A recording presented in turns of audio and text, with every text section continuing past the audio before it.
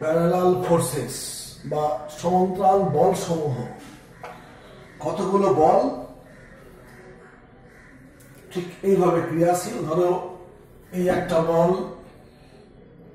এই একটা বল, তারপরে ধরো এই একটা বল F1, F2, F3। এই বলগুলো দেখো জ্যামিতিক নিয়মে পরস্পর সমান্তরাল এবং একমুখী। এই বলগুলোকে বলবো আমরা সমমুখী সমান্তরাল বল, অর্থাৎ পরস্পর সমান্তরাল এবং একমুখী হচ্ছে ইংরেজিতে বলা হয় লাইক প্যারালাল ফোর্সেস। আবার যদি এরকম হয় যে এই একটা বল এইদিকে, এই একটা বল এইদিকে, দেখো এটা বললাম F4, F5, F4 এবং F5 দেখো জ্যামিতিক ভাবে পরস্পর সমান্তরাল, কিন্তু এটার অভিমুখ এইদিকে, এটার অভিমুখ এইদিকে, তাই এদের বলবো বিপরীতমুখী সমান্তরাল বল বা আনলাইক প্যারালাল ফোর্সেস। কোনগুলো লাইক প্যারালাল আর কোনগুলো আনলাইক প্যারালাল ফোর্সেস আমরা জানতে পারলাম। এখন এইরকম ফোর্স বা এই দুরকম ফোর্সের যখন অনেক কম্বিনেশন হবে সেক্ষেত্রে লব্ধি নির্ণয় করতে হবে বা রেজাল্টটা নির্ণয় করতে হবে। আমরা সেগুলো করব, অর্থাৎ ফার্স্ট আমরা করব কি সমমুখী সমান্তরাল বলের লব্ধি নির্ণয় করব, তারপর বিপরীতমুখী সমান্তরালের লব্ধি নির্ণয় করব এবং এমন ক্ষেত্রেও আসবে যেখানে মানে দুরকম ফোর্স আছে, অর্থাৎ কিছু ফোর্স এইদিকে কিছু ফোর্স এইদিকে মিলেমিশে আছে, এরকম আছে, আমরা নির্ণয় করব। তো রেজাল্টেন্ট বার করব লব্ধি, সমান্তরাল বলের লব্ধি নির্ণয়। এখানে তোমাকে এইরকম ক্ষেত্রে লব্ধি নির্ণয় করার সময় যে বলগুলো লব্ধি নির্ণয় করব সেগুলো অবশ্যই সমান্তরাল বল এবং সেই বলগুলোর অভিমুখ হয় একমুখী কিংবা বিপরীতমুখী। তো এইরকম বল অন্য কোনো বল নেই, এখানে হয় একমুখী কিংবা বিপরীতমুখী এবং সমান্তরাল। তো লব্ধি নির্ণয় করার সময় সেই বলগুলোকে সুবিধার জন্য আমরা অভিমুখ ঠিক রেখে সমান্তরালে সরণ ঘটাতে পারি। কিরকম? এরকম বলছি আমি, এই একটা বল আর এই একটা বল F1, F2 দুটো বল আছে, অবশ্যই সমমুখী এবং সমান্তরাল। তো এই বল দুটোর হিসাব করার জন্য আমরা এরকম করতে পারি যে অভিমুখ ঠিক রেখে ওদেরকে পাশাপাশি সরিয়ে নড়িয়ে নিয়ে আমরা লব্ধি নির্ণয় করতে পারি। কেমন? দেখো এইটাকে আমি করলাম কি, এর আদিবিন্দু এইখানটা, এর আদিবিন্দু এইখানটা, এটাকে আমি এইখানে প্লেস করলাম, দিয়ে দেখলাম যে এটা হলো কত, এটা F2 হলো। অর্থাৎ দেখো সরি এটা না, এটা করবো কি ভুল বললাম, এরকম দুটো বল আছে, তো এইটাকে আমি এইখানে প্রেস করলাম, অর্থাৎ এই বলটার আদিবিন্দু এই বলটার অন্তিম বিন্দু প্রেস করলাম, এটা হলো F2। অর্থাৎ লব্ধিটা কি হবে, একমুখী বলে লব্ধির মানটা R সমান F1 প্লাস F2 হবে। এরকম করতে পারি কেন, আমি দেখো এইটাকে আমি এইখানে প্রেস করেছি, এতে দেখো এর অভিমুখ কিন্তু পরিবর্তন হয়নি। অতএব যা সুবিধার জন্য এইভাবে আমরা ক্যালকুলেশন গুলো করবো। হলো, তো দেখো ফার্স্ট আমরা করবো কি সমমুখী সমান্তরাল বলের লব্ধি নির্ণয় করব। আমি দুটো বল নিয়ে কাজ করব, তারপরে যত খুশি তুমি বল তুমি ব্যবহার করো, কোনো সমস্যা কিছু নেই। ফার্স্টে আমরা করবো কি দুটো বল নিয়ে কাজ করব। তো দেখো এইখানে একটা বল F1, অন্য একটা বল F2 কাজ করছে। এটা হচ্ছে এ বলের আদিবিন্দু, এটা এই বলের আদিবিন্দু, এইটা হচ্ছে একটা কোঅর্ডিনেট সিস্টেমের অরিজিন। এই বলটার ক্রিয়ারেখা হচ্ছে এই বরাবর, এই বলটার ক্রিয়ারেখা এই বরাবর, এটাকে আমি বললাম F1, এটাকে বললাম F2, এবং ক্রিয়ারেখার লম্বভাবে আমি x অক্ষ আঁকলাম, আর ক্রিয়ারেখার সমান্তরালে আমি y অক্ষ টানলাম। হলো?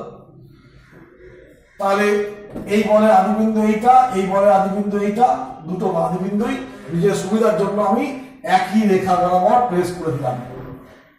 যদিও বাস্তবে হয়তো আদিবিন্দুগুলো মিলবে না, কিন্তু আমরা দিক ঠিক রাখবো।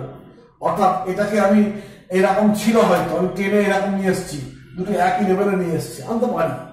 হাতে আমার মান পাল্টাবো না, দিকও পাল্টাবো না, শুধু পজিশনটাকে সমান্তরালে সরিয়ে নিয়ে আসবো, যে অন্যটার সঙ্গে ট্যালি করতে পারবো যেন। তো এই আছে, দেখো সহজ আইডিয়া। এখানে অক্ষ OX OY, তাই এই এটাকে বলছি F1, এটাকে বললাম F2। F1 এবং F2 এই বল দুটোর OX বরাবর কোনো উপাংশ থাকবে না। কেন না? OX টা লম্বভাবে আছে।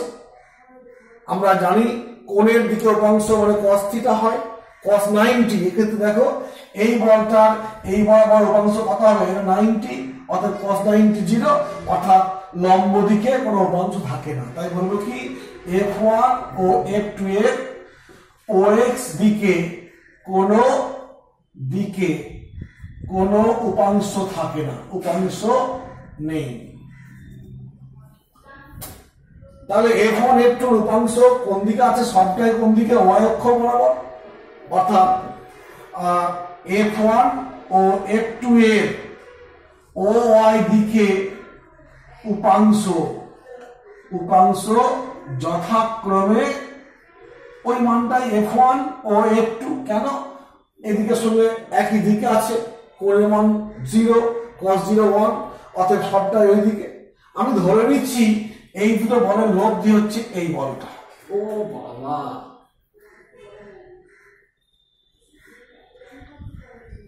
এই বলটা হচ্ছে লব্ধি, এটাকে আর দিয়ে প্রকাশ করলাম এবং ধরলাম এই বলটা জাস্ট এইখান থেকে ক্রিয়া করছে। আমি নির্ণয় করবো, ধরে নিচ্ছি এখন। তাহলে বলতে পারি যে এই দেখো এই আর লব্ধিটা y এর দিকে আছে, অতএব এইখান থেকে বলতে পারি r সমান F1 প্লাস F2। তাহলে এই লব্ধিটা এই উপাংশ দুটো এই ভেক্টরে F1 ও F2 এর y এর দিকে উপাংশ F1 ও F2, ঠিক আছে। অতএব এই দিকে কোনো উপাংশ নেই, মানে কি সবটাই y এর দিকে আছে। আমি ধরে নিচ্ছি এই দুটো বলের যোগফল বা লব্ধি হচ্ছে কত? r, এবং সেই rটা কোন দিকে? y এর দিকে। এখন সেই লব্ধির যে কনসেপ্ট আমরা শিখেছি ভেক্টরে, যে দুটো ভেক্টর r1 এবং r2 কিংবা F1 এবং F2 ভেক্টর, সেই বল ভেক্টর ধরছি, দুটো বল ভেক্টর F1 এবং F2 একটা বস্তুতে ক্রিয়া করছে, দুটো বল নিজে নিজে ক্রিয়া করছে, তার ফলে বস্তুতে একটা নেট পরিবর্তন হবে। তো যদি ওই F1 এবং F2 এর লব্ধি r হয়, তাহলে কনসেপ্টটা কেমন হয়? যে F1 এবং F2 বল দুটো বস্তুতে একযোগে যে ঘটনা ঘটাবে, শুধুমাত্র লব্ধি r সেই একই ঘটনা ঘটাবে।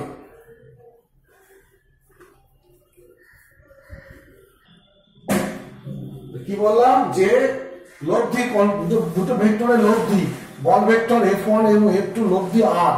কনসেপ্টটা কেমন বললাম? যে একটা বস্তুতে F1 এবং F2 ক্রিয়াশীল হয়েছে, তারা একযোগে বস্তুতে যে পরিবর্তন আনবে, লব্ধি একাই সেই পরিবর্তনটা আনবে। তাহলে আর কে বলবো? ওই বল দুটোর লব্ধি বলতে পারি। অতএব তাহলে বলতে পারি যে আমরা সেই ভ্রামকের কনসেপ্ট পেয়েছি, এই দুটো একযোগে যে ঘটনা ঘটাবে এ একা সেট করবে। অতএব বলতে পারি যে ও বিন্দুর সাপেক্ষে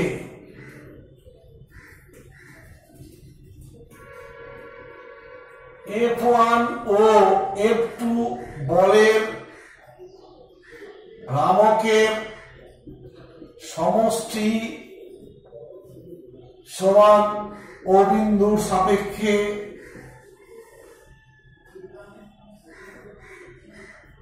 আর বলের ভ্রামকের মান, অর্থাৎ এই কনসেপ্টটা পেলাম, যেহেতু F1 F2 লব্ধি আর, অতএব এই বল দুটোর পৃথক পৃথক ভাবে অবিন্দু সাপেক্ষে লব্ধি বার করবো, যোগ করবো, যোগফলের মানটা হবে কি না একই বিন্দু সাপেক্ষে এই লব্ধি বলটা ভ্রামক বার করবো, সমান করে দেবো। তাই করেছি। অতএব লিখব কি F1 বলের ভ্রামক কি হবে, ভ্রামক মানে কি F1 ইন্টু লম্ব দূরত্ব OA plus F2 into OB সমান কি বলবো R into OC। F1 OA টাকে আমি লিখবো OC minus AC plus F2 OB টাকে লিখবো আমি কি না OB কেন, হ্যাঁ OB টাকে লিখবো OC প্লাস BC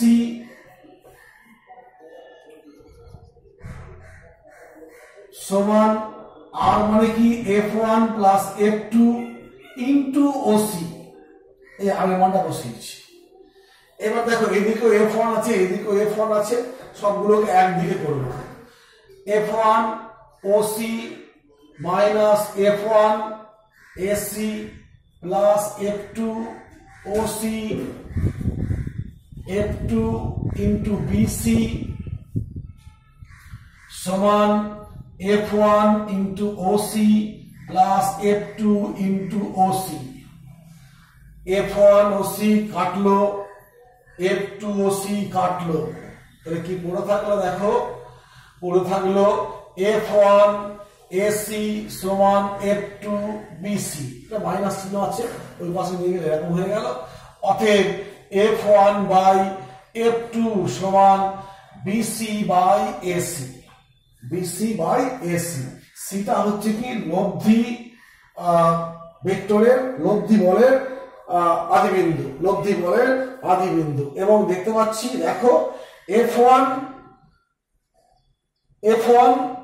লব্ধির সঙ্গে দেখো AC যুক্ত হয়েছে, আর F2 লব্ধির সঙ্গে BC এর মাধ্যমে যুক্ত হয়েছে। তো F1 টা দেখো AC, F2 টা BC, অর্থাৎ দেখো এই বল দুটো অনুপাত করেছি, লব্ধি থেকে দূরত্বের অনুপাত দেখো ব্যস্ত হয়ে গেছে। কি নাম ব্যস্ত না, আমরা বললাম যে F1 এর সঙ্গে লিঙ্ক দূরত্ব কোনটা AC, আর F2 এর সঙ্গে লিঙ্ক কোনটা BC। F1 বাই AC করলাম, এটা উল্টো এসেছে।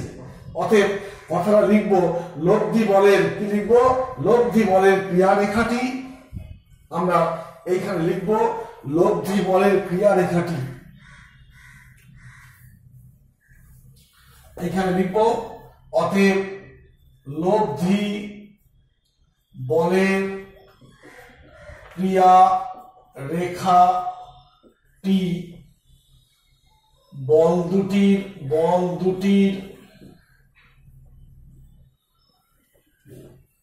দুটির কি বলবো এটা বুঝতে পারছি না, বল দুটিকে সমান্তরাল বল দুটির মধ্যে দূরত্বের সমান্তরাল সমবাহু দূরত্ব AB কে ব্যস্ত অনুপাতে বিভক্ত করে।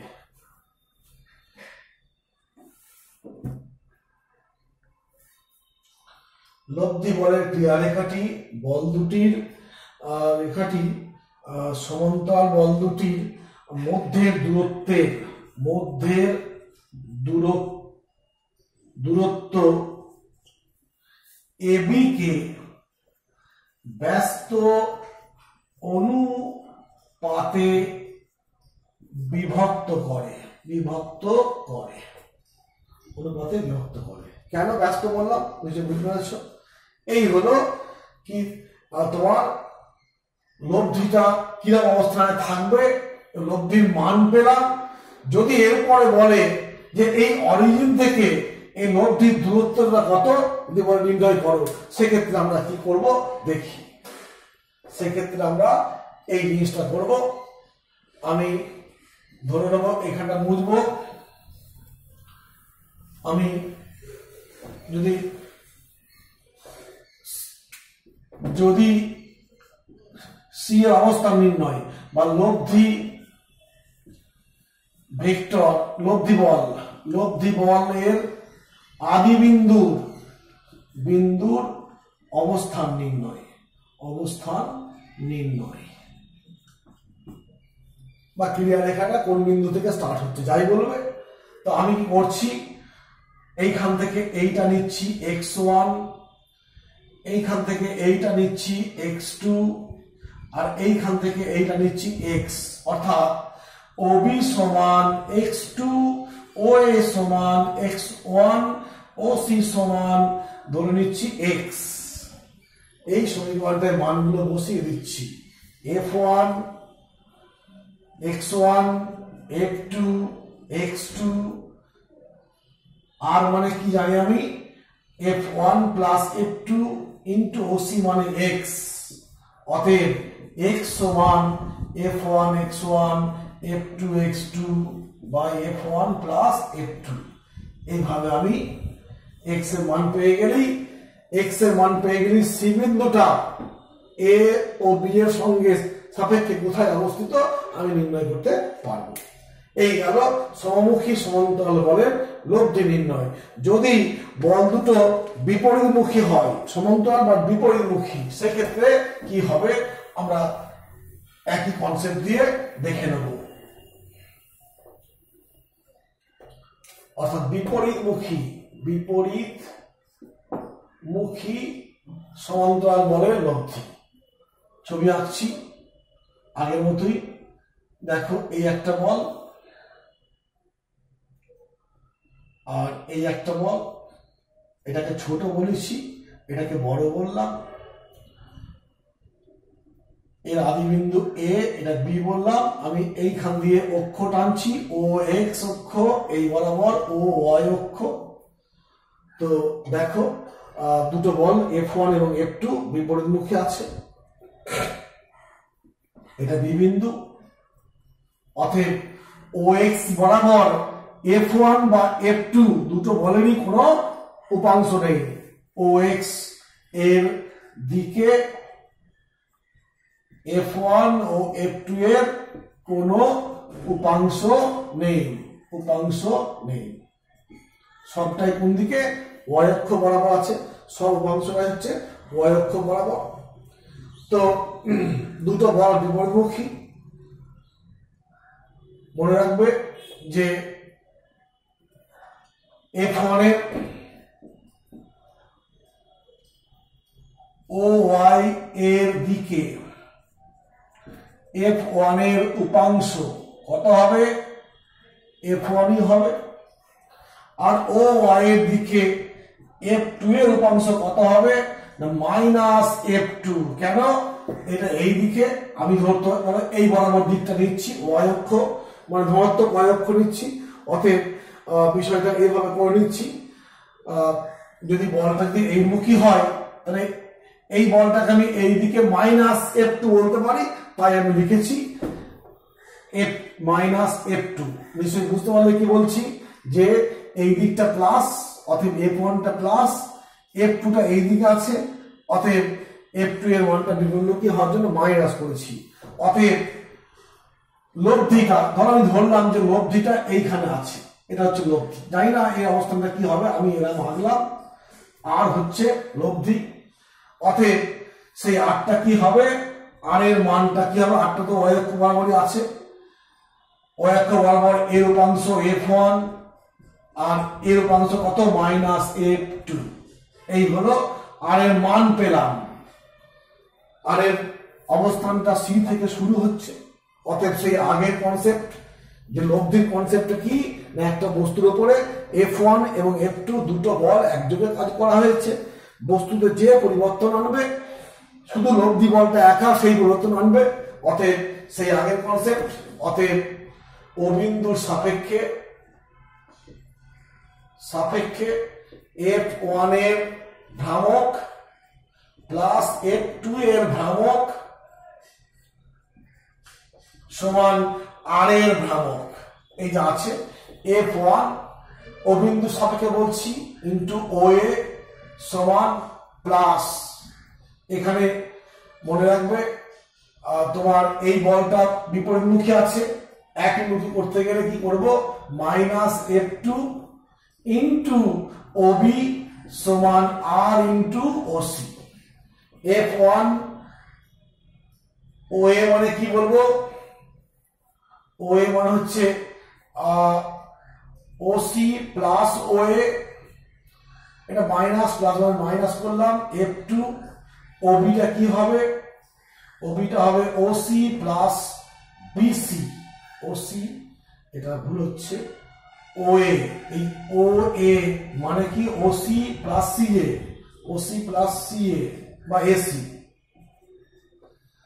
আর OB টা কি হবে, OB টা হবে OC প্লাস BC বা CB যা বলবে, OC প্লাস BC সমান আর মানে কি F1 minus F2 into OC।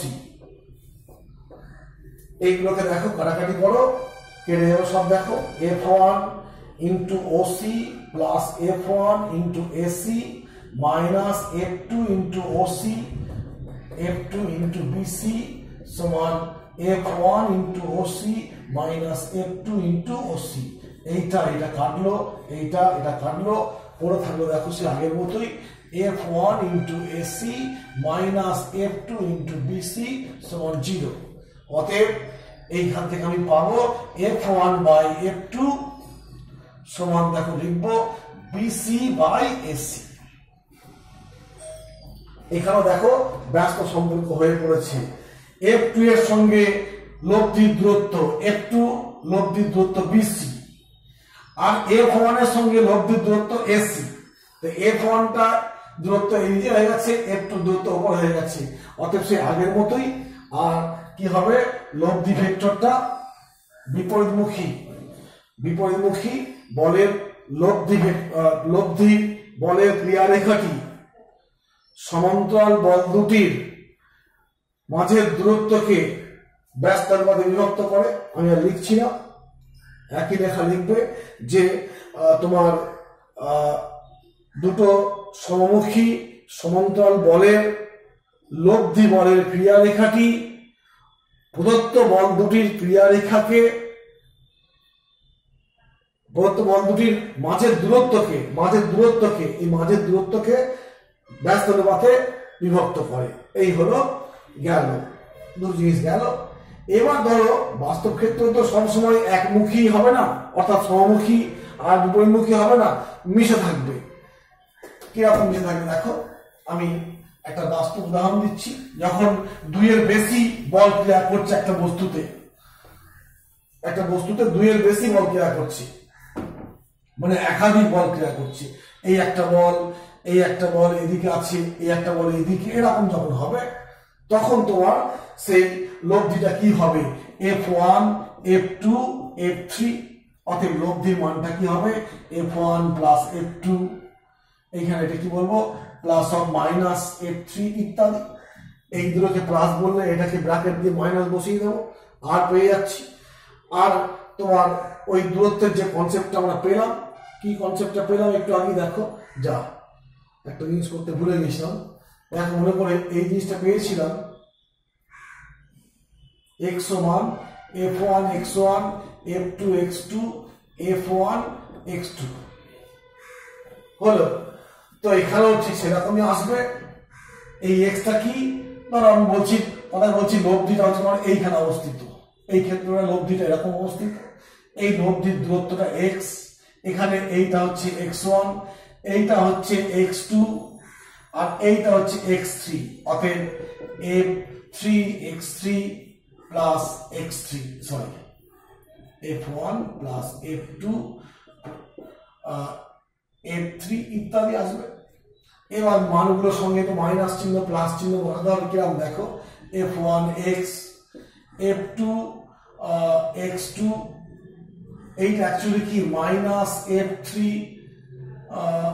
x3 by F1 F2 plus or minus F3। কেন, F3 টা বিপরীতমুখী, অতএব সেই সিম্পল ফর্মে লিখবো কি এফ এক্স আই আই, এটা আই, আর নিচে দেখো এফ আই, সেই যোগফলের নিয়মে করে দিয়েছি। অতএব আমরা এইভাবে সমমুখী সমান্তরাল বল এবং বিপরীতমুখী সমান্তরাল বলের লব্ধি নির্ণয় করব। আজকে এখানেই শেষ করছি। এর পরের দিন আমরা বস্তুর সাম্যাবস্থার শর্ত নিয়ে আলোচনা করব।